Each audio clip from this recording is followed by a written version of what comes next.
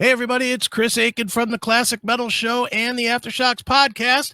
And I know you want to see this next episode, but right before we do it, just want to remind you that if you have an Amazon device, whether it's a TV or a Fire Stick or Fire Cube or whatever it would be, a Fire Box if you're old school, make sure you add the CMSPN to it. Just look up CMS Podcast Network on your Amazon device.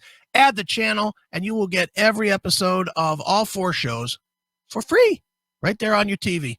Make us part of your TV viewing every single day and night, all right? It's the CMS Podcast Network, cmspn.com, and it is now on Amazon. So get it, all right? All right, here's the episode you came to see.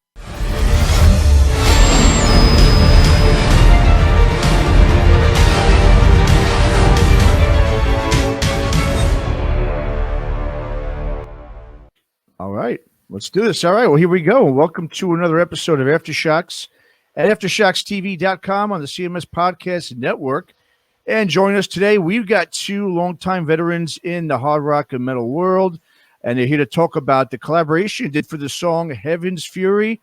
And in fact, we're going to be premiering the video for it following the conclusion of this episode. We've got guitar extraordinaire Mr. John Hahn, and of course, from the legendary upstate New York Metal Maestros, the Rods, we got drummer Carl Canedy joining us today. John, Carl, thank you guys both for joining us. How you guys doing? Great. Doing great. Yeah, thanks for having us on. Oh, absolutely. Thanks for coming on, man. As I just was mentioning, you guys. Sorry, go ahead, Carl. Sorry. This is our first joint interview, so kind of cool. Oh, really? Oh, very cool. Okay. Well, even more special then. Very nice, man. Well, yeah, like we were just talking about, you guys are getting ready to unveil the new video for the track Heaven's Fury.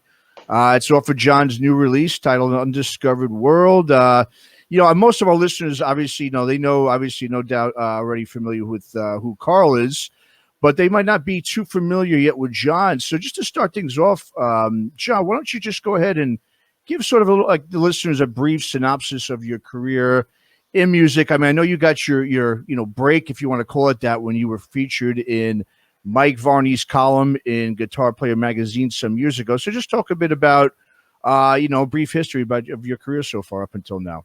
Sure. Guitarist, songwriter. I pretty much cut my teeth in the early 80s as a youngster, as a teenager, when I tried out for an established band that was touring the club scene in the East Coast of the States and Canada, playing 4 to 5 nights a week, and so I got lots of experience, and to be honest with you, that was I would say some of the best times as far as the music scene, which is crazy.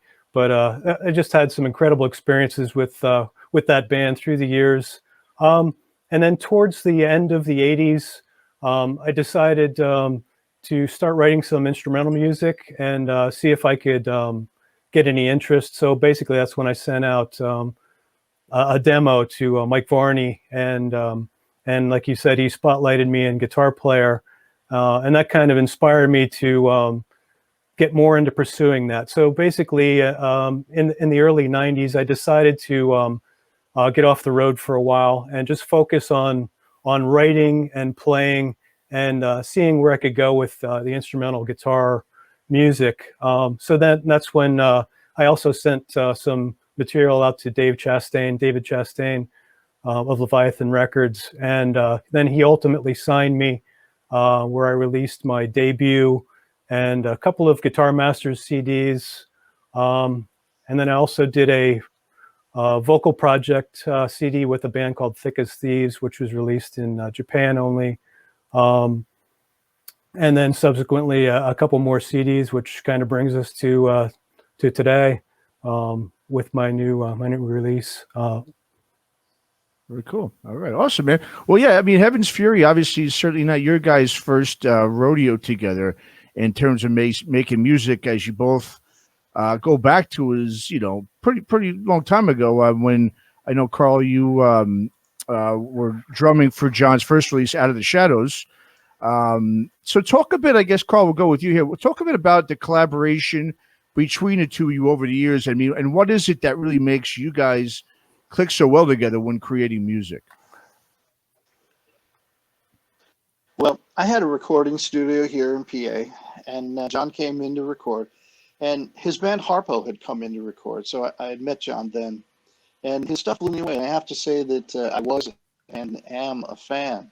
I think John's phenomenal. So when he asked me to play on his first album, I was thrilled. I couldn't have been happier to play. And I still bust him about it because I tell him, you program drums better than I play them. I mean, John is unbelievable. When he sends out a demo, it's like this.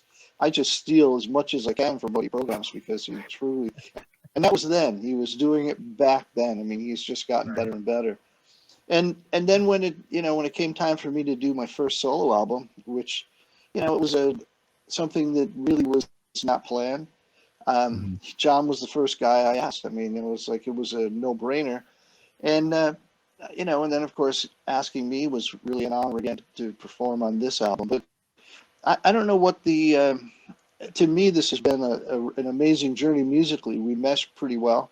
And but it's been no laid out plan, no type of preordained or pre-planned anything. It's just one of those things where we just clicked. And someone pointed out to me musically that, wow, you guys really complement each other. And I never thought of it that way. I just thought that I liked his music. I had a lot of respect for his playing and for his songwriting. I think the songwriting on this album has just been kicked up a huge notch. And so his creativity, his performance level, and just his songwriting ability. And so, I'm just glad that here we are, but it's been interesting that we have this history because it was never planned. Sure. Yeah, we always seem to just cross paths here and there. Awesome. Definitely.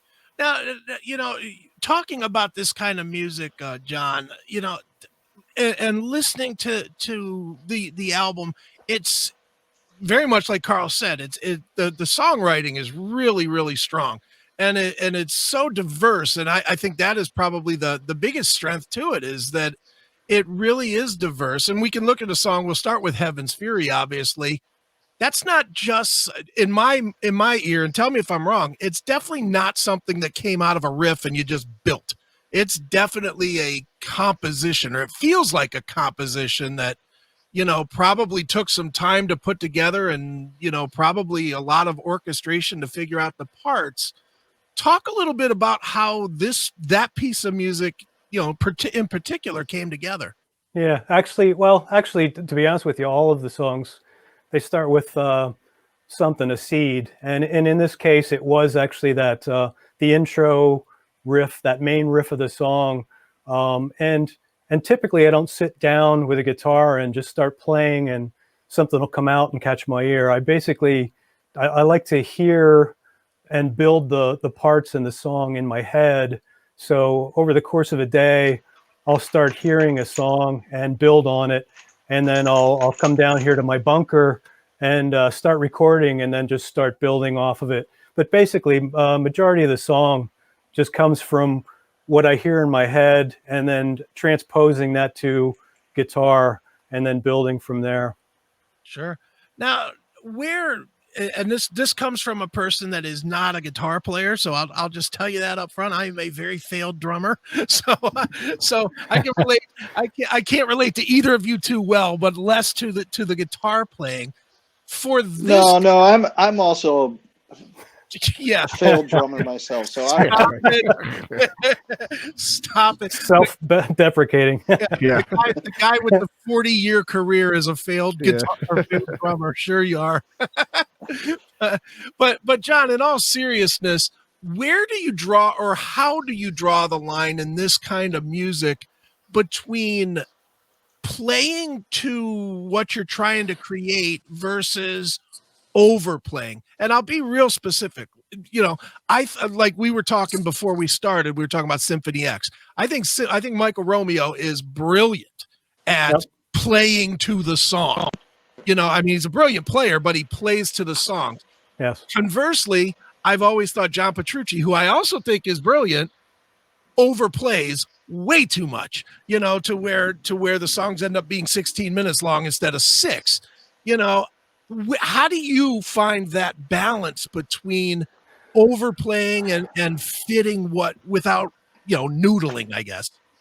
Good question. Good question. I mean, my focus going into a song is to try not to noodle. No, actually, I mean, I try and create music that I like to hear, and it generally isn't noodly. I like to start with a good bass, a good song, and then another thing that's very important to me is the melody, the hooks. I mean, to me, whether it's a song with a vocalist or it's melody of an instrument, the melody is the most important part of the song. So I try and focus, on the melodies and trying to keep things. I guess I draw lots of influence from, the early days, the players like Neil Sean's and the Michael Shankers, the melodic guys, and I try and mix in, the shred stuff somewhat in with the melodic stuff, but I'm really focusing at not only the shredder audience, but I'd like to throw a wider net and try and capture, the casual listener as well. I want it to be something that anybody can listen to and relate to and hear that melody after the song's over in their head. So it's basically I'm focusing on songs and melodies. Cool. Excellent. Well, yeah, and John, I mean, you were talking before about, how you started out playing in a traditional band. You played in the band Harpo, as Carl mentioned. And that was your initial, launch into your, musical career. But you, like you mentioned, you wound up then, you got that deal from Leviathan. You decided to go ahead and do the instrumental, take that route. Which I know at that time too, it was pretty popular. You had the Satrianis, Eric Johnsons of the world. Was that something that you always sort of initially, maybe, or I should say initially, but you wanted to sort of do instead of maybe being in a band, or was your path pretty much chosen, I think, for you because of that Mike Varney, column in the Guitar Player magazine? Because most players who were, usually mentioned by him or obviously promoted by him wound up becoming more of the instrumental type of guitarists. Yeah, good question. I think I was inspired to go into instrumentals by working with too many singers. Okay. That's not fair. I guess initially I wasn't really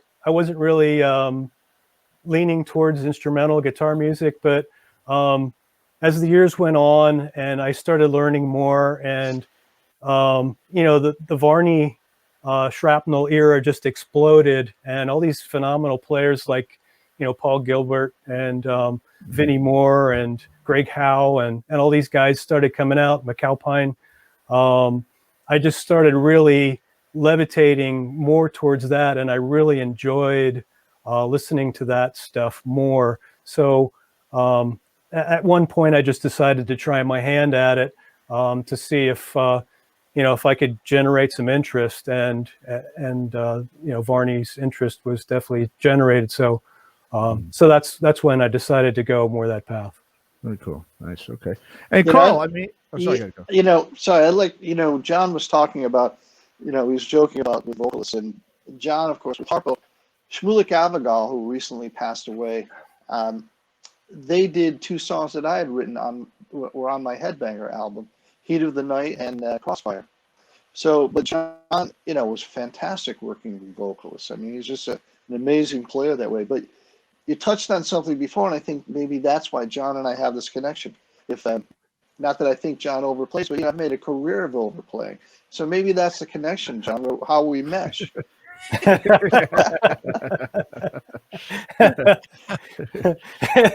like enough of that drum solo. We got a song to play. I always say with the rods we have a rule that is, if I play a fill, they should stop playing. And of course, if they think I'm going to play a fill, they should stop playing.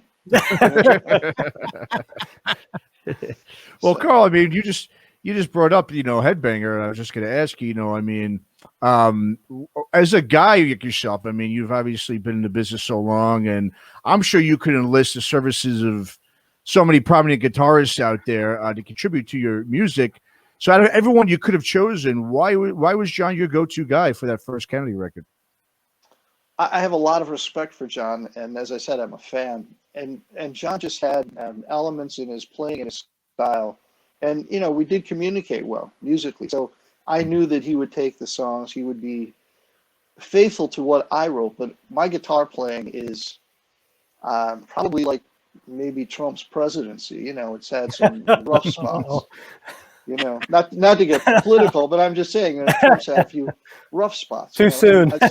That's like my guitar playing. So I knew that he would be faithful to my melodies and the structure, but then he would just elevate the hell out of my songs. And I knew I could trust him with that, and of course I was very grateful for that. So it was really a no-brainer.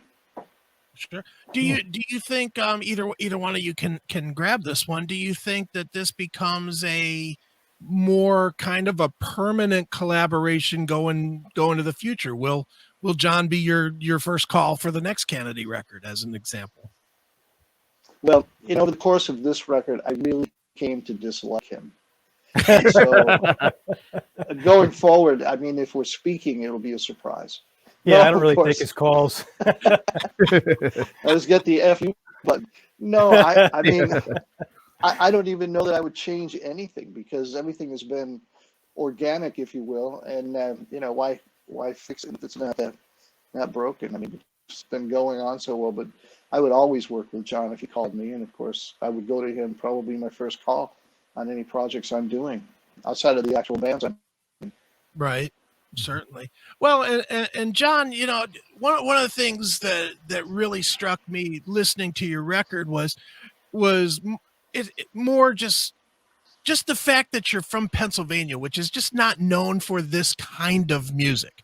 I mean, certainly there's players everywhere. There's players in every state, but like I told you off air, I have a business in Pennsylvania, so I spend a lot of time there. And what I end up hearing in the Pittsburgh area is a lot more pop metal-y type of bands, definitely not what I'll call more sophisticated music like what you're playing.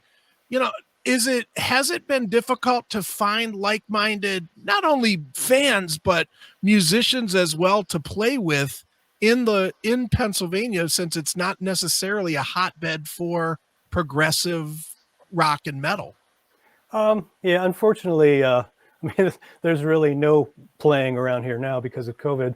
But Sure. I think I never really. I mean, since I spent my early career, on the road a lot, I wasn't really in Pennsylvania. In fact, I mean, there's fan bases in other states on the East Coast that are a lot more familiar with me and my music than in Pennsylvania. We certainly have a hometown crowd, but yeah, I don't really. There aren't a whole lot, like you said, there aren't a whole lot of musicians that are really into the more progressive metal type style. I would have to agree with that. Sure, definitely. And Carl, I'll throw this one out to you.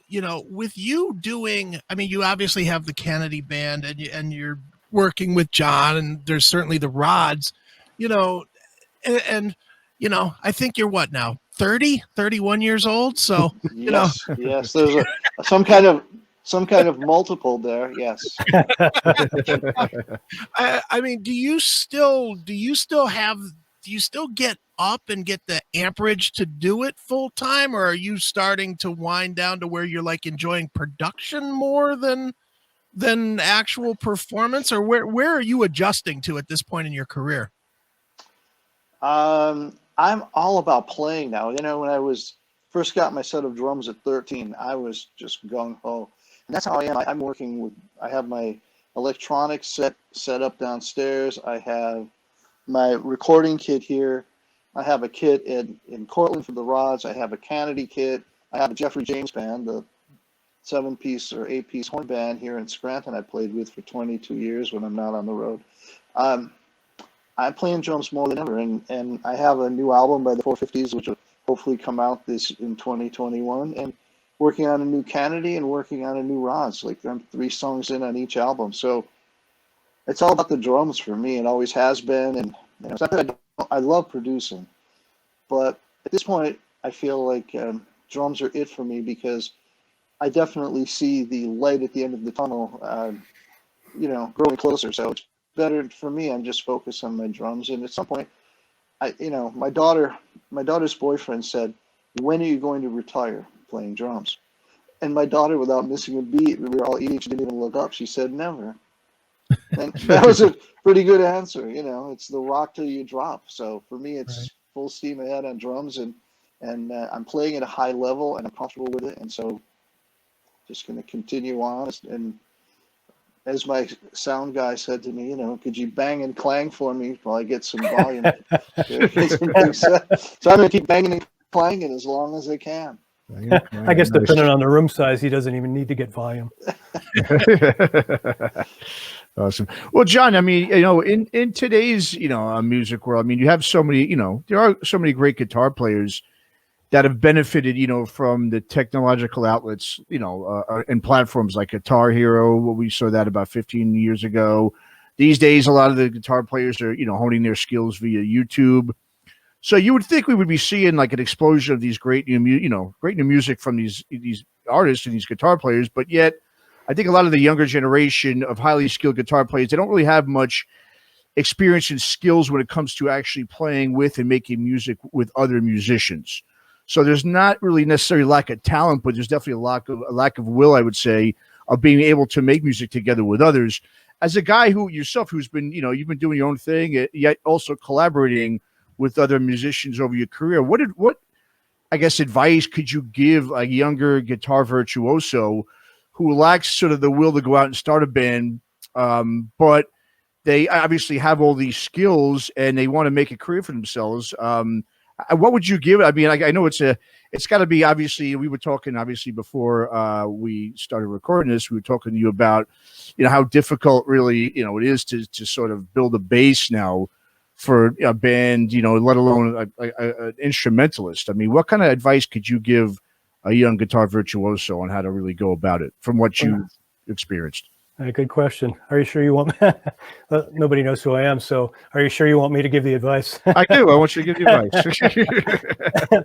I'm just kidding. I mean, if you're, my advice would be if you're waiting around for the right band or the right musicians, that picture, that fit that picture in your mind, you're never really going to find that perfect band, and you're never going to do anything or go anywhere.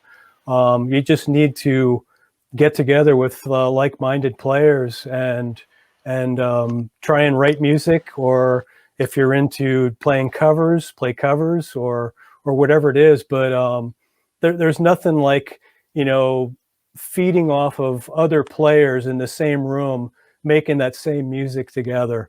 So, playing along with click track or, different rhythm tracks and stuff. That's one thing. I mean, you hone your chops, but like I said, there's nothing like the feeling of playing together with other players and making music together. So I would certainly encourage that. Yeah, no doubt. Well, let's talk a bit about the video we're going to be premiering here in a little bit for the song Heaven's Fury. I mean, me and Chris both really love the song and that video. I mean, we were saying right before, we came on here too. I mean, we were talking to you about the video. I really love the setting. It looks like it's inside, it's like an abandoned building, I guess, somewhere, which I guess you have to do that these days during COVID. You can't, it's such a tough, it's tough to make videos, obviously, right now, the way you want them to. So I guess talk to us a bit about the video and the making of it, since, like I said, it's really challenging these days during the pandemic to make one. Yeah, sure. Shortly after I released the CD, a guy reached out to me over Facebook, David Matisco. He's a guy who, he was a big fan of the band back in the day.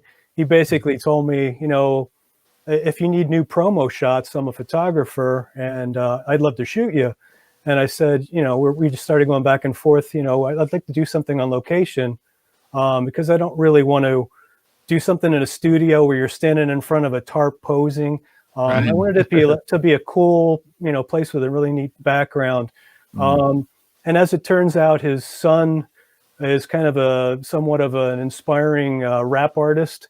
and he had done a video in this old boiler works. It's a huge abandoned building in eastern PA. So I went online and found some video of people who actually shot video while they were touring through this place, and it's like, this looks great. And I said to him, you know, I'd like to take advantage of this instead of just shooting promo shots. Can you do video? And he says, you know, I can do video and I have a drone. And it's like, pff, we're in. You know, this place is massive. So it's like, you know, let's do this. Let's get together. So we get there, shoot the video. We get there, shoot the photos, and then get onto the video. And we're just taking shots from different areas. It was really spur of the moment. We just got there. I kind of had a vision in my head how I wanted to do things. So we started with the camera work and then moved on to the drone work. So basically what I would do is cue up a part of the song on my phone so I could sync later, and just put the phone in my back pocket and start playing while he's shooting. Then when I got all the footage back, then I would try and piece together all of these pieces of footage back and re-time align everything, which was an interesting challenge, but it ended up turning out really, really good, I think. And it was, I've never really had that much fun doing photo shoots before, but this one was truly a pleasure. It was a good time. And I think it showed in the final product. I think it was really a lot of fun, and what a great setting with all the graffiti and all this old iron work that was all rusty, and it was a good time. Yep, definitely. Awesome. Well, and it definitely shows. One last quick question, John, before we get to the video itself. And it really doesn't have anything to do with the video, but sure. Certainly, you know, everybody, especially any guitar player, is aware of Eddie Van Halen passing away. It's probably the biggest loss in guitar player history, or one of them. You know, one of those very high end losses. Yeah, very painful. And I certainly, you know, I certainly understand that he has influence on anybody that plays guitar, but I'm curious, as a player that's better than an average player, which you're certainly on the highest end of being a player, was his influence more of something to about playing, or was it more about challenging yourself to find new sounds and new styles to make them your own? Because that's what in my eyes, that's what he did better than anybody, was reinvented himself over and over again. Yeah, personally for me, it was a combination. I remember, you know, being a youngster and maybe freshman in high school, when I heard Van Halen, and I'm hearing this crazy stuff, and it's like, what is this guy even doing? You know, before anybody knew exactly how he was playing this stuff. So, I mean, over the years, Eddie Van Halen to me was inspiring, both as a player and an innovator. I mean, he turned the guitar world upside down as a player and a musician. So he certainly helped to drive me to be a better player. I certainly stole a lot of his technique, although I do tap, but I use it in a lot of different ways than he did. Sure. I would say, his innovation was very inspiring, you know, to come up with new and different things myself, as well as just, you know, in awe of what he did, because, you know, nobody did. It's easy to do something after somebody else has. And right. So he really lit the guitar world on fire when he came out of the blocks. He sure did. And Carl, I'll ask you the same question, but I'll replace the name Eddie Van Halen with Neil Peart, because obviously, you know, 2020, if it did anything, it sucked just for taking unbelievable players from us. And, you know, it really did. And Neil Peart is, you know, as virtuoso, every bit as virtuoso as Eddie Van Halen with his instrument. He totally changed it, because, and like they talk about, Neil they had a set kit in the dressing room for him, and he would warm up, but he had all those fills that are iconic. Everybody in the audience was air drumming them. He had to play them, execute them every time, because everybody knew them and they were waiting for them. But, you know, aside from Peart, there were two things about him. One was he was innovative. But the other thing was, at some point in his career, he stopped, studied, and changed his style. And I know for me that made a huge difference. I took 6 months off, and I was working like 6 and 8 hours a day straight, and it totally helped me change my style.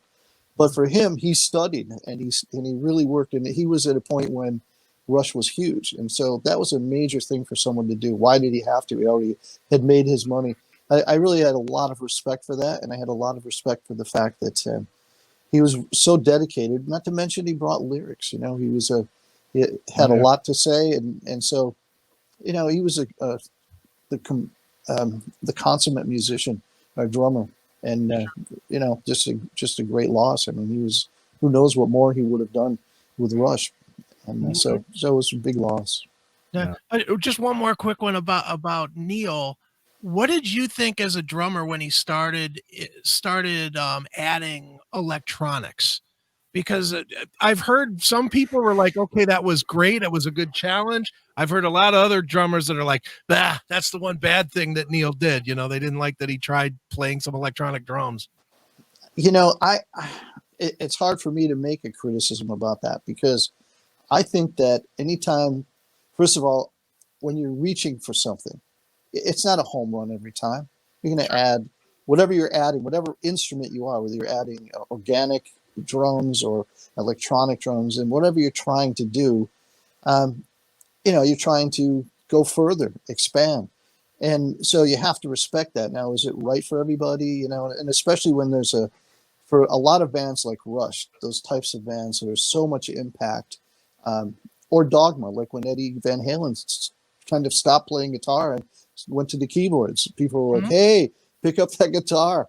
What are you doing with the keyboards? And it's, you know, so you can't hit a home run. And then on the other hand, you have people who don't want to hear change. They don't want to hear anything. And so I don't look at it as that. I look at it as this was what made him a great artist. So, you know, if I liked everything or didn't like everything, I still respected that attempt.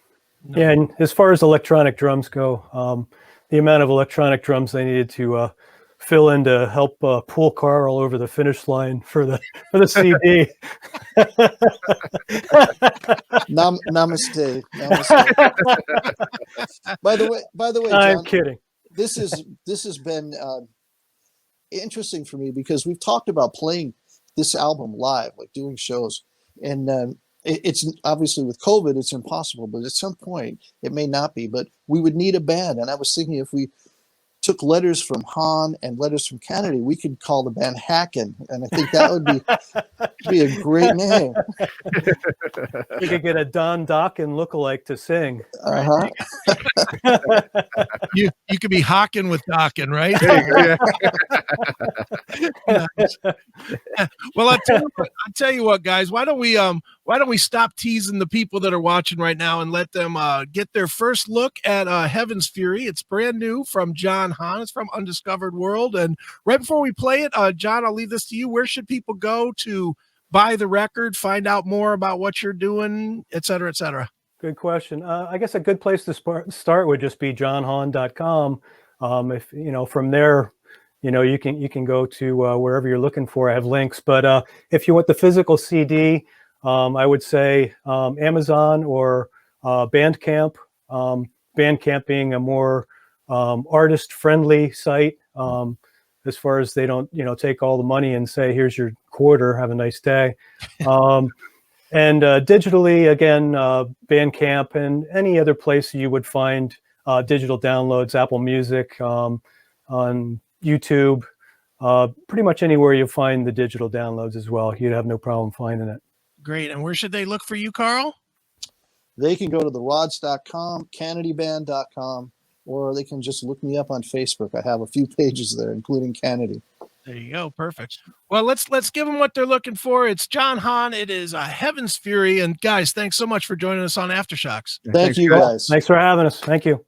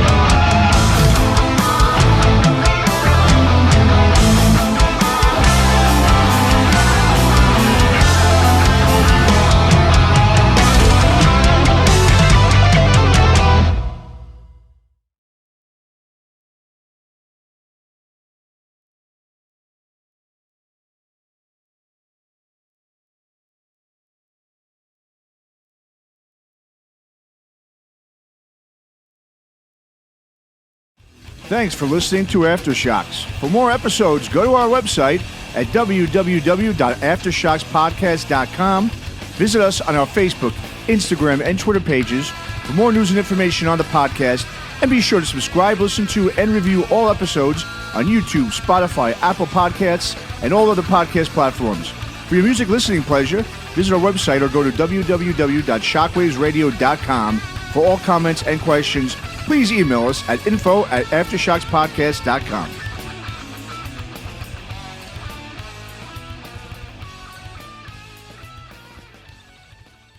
All right, everybody, another great interview right here on Aftershocks TV. And before we go, just want to remind you one more time, make sure you get over and subscribe to the CMS Podcast Network, cmspn.com. You can watch, you can listen, you can subscribe to everything that we do, not only us, but the classic metal shows, Shockwave Skull Sessions, Talk to Me. It's all there, one site, get 4 great shows, never have to do anything again but be entertained. So check it out, cmspn.com, cmspn.com, cmspn.com. Until next time, folks.